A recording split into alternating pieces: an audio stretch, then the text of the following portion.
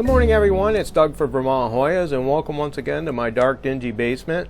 It's very cold out right now. You can probably hear the furnace running, but I thought I'd take this opportunity to talk a little bit more about Hoya Bella. Let's see, it's hard to even know where to start. There's some exciting stuff happening here that I want to share. First of all, let's go to the regular Hoya Bella.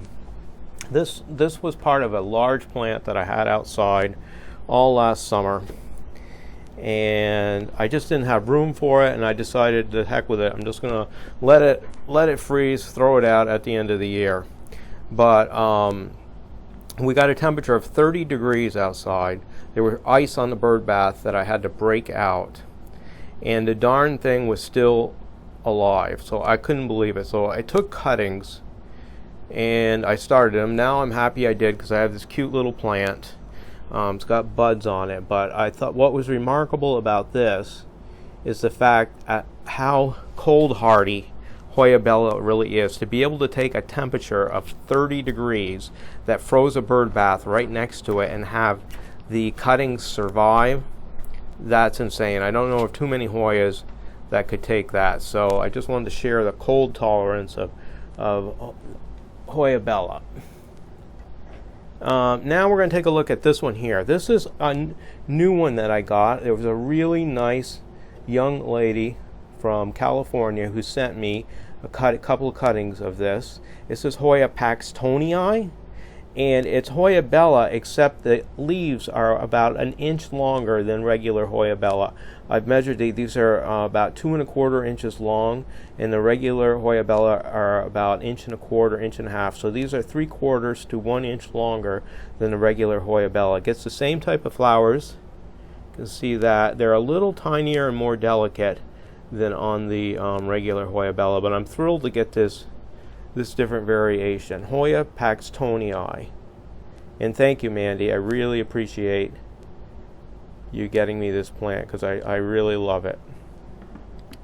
Now we're going to move over here to this all white flowered Hoya Bella. You can see currently has one pentacle of flowers on it. This plant continues to perplex me. It's just a very difficult grower. It doesn't seem to last very long for me in soil, so I'm growing it in pond. I can start tons of small rooted cuttings of this, but getting a nice large gorgeous plant covered with flowers, that eludes me. So much more difficult than the regular Hoya Bella for any of you who want to try this. Now this plant over here, this is very interesting. Of the thousands of Hoya Bella flowers that I've had over the years, I've only had one pollination. This took place a couple years ago. I got a single seed pod, and I started the seeds. I have never had seeds take so long to germinate. Usually Hoya seeds germinate in just a few days, but this here went over a month. I almost threw the seed container out, and finally they started to germinate. Miserably slow growing things.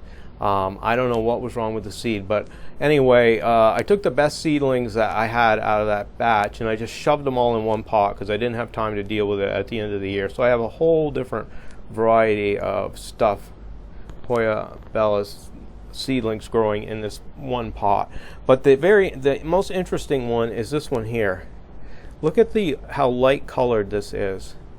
It's strong. It's a vigorous vine, and it has already flowered, so it's capable of flowering even with these exceptionally light leaves.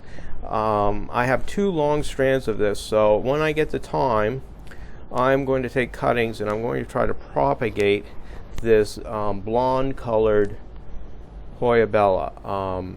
I don't know how many other people in the world would have something like this, but it could be pretty unique. So I would like to be able to propagate it, maybe give it a name. I might call it Old Blondie.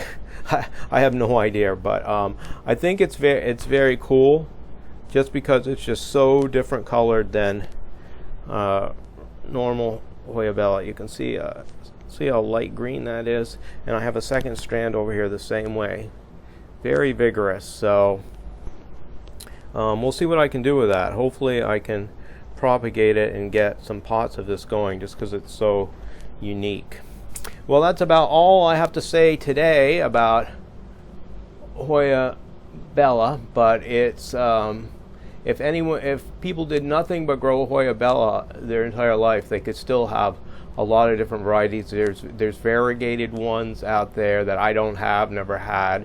I think it's called Louis Boyce or something, but very cool plant. You could spend a long time just studying and growing Hoya Bellas. Well, that's it, and I thank you for taking the time, and I'll be back really soon with more great Hoyas and Hoya growing tips.